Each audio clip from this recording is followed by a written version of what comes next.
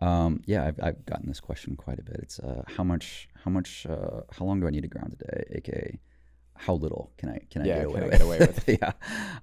And I give the most annoying answer in the world, and that answer is it depends. It depends on what kind of state you're in, what kind of oxidative stress state you're in, what kind of inflammatory state you're in, what kind of conditions that you're dealing with, because that'll determine how much grounding you really need on a daily basis.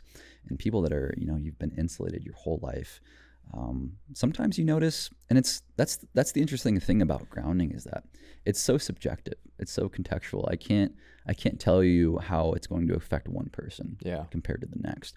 For me, I don't notice that significant of a difference because a lot of my life is really dialed in. Yeah. But for someone that isn't that dialed in, and they've been insulated a lot of their life, they'll notice pretty significant, drastic changes in how their brain is working and how their body's feeling.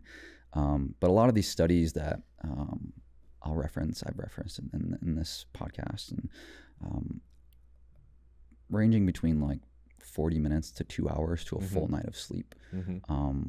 So I can't give anybody like a general recommended dose.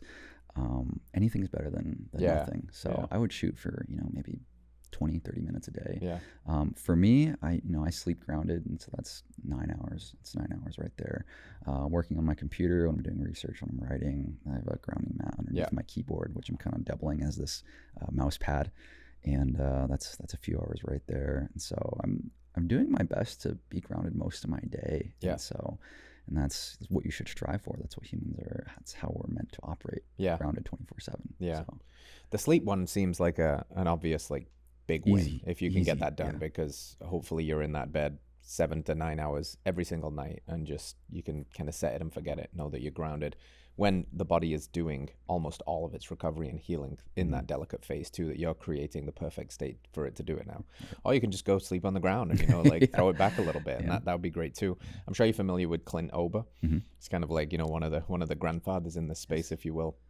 And I had him on the podcast a long time ago, but he was basically talking about something similar, that if somebody lives a more natural lifestyle, they're not going to feel as many of the benefits palpably. But if he's got somebody that's sick and they're saying like, okay, well, how long will it take to fix what I've got? And he's like, as long as it takes, but here's what we're going to do. We're basically just going to ground you 24/7 until you're no longer sick. And he talks about numerous cases where you'd have pretty profound things going on with people that he was helping.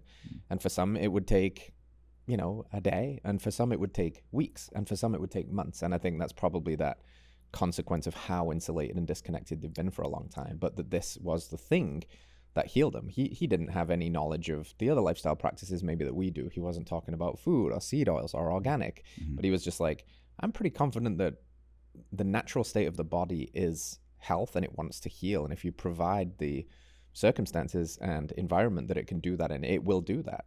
Granted, there's no obvious injury in the process, so he was just plugging people in and giving them as long as it took to ground and heal, and it was happening, which is just fascinating. Yes. So again, goes back to that it's very contextual, very subjective for each individual. Yeah. All right, friends, thanks for tuning in to another episode of Radical Health Radio. We got a fresh new podcast for you every Wednesday. If you enjoyed the show, consider liking, subscribing, reviewing, and rating us on your podcast platform. It helps to spread this message of radical health. We'll see you next week.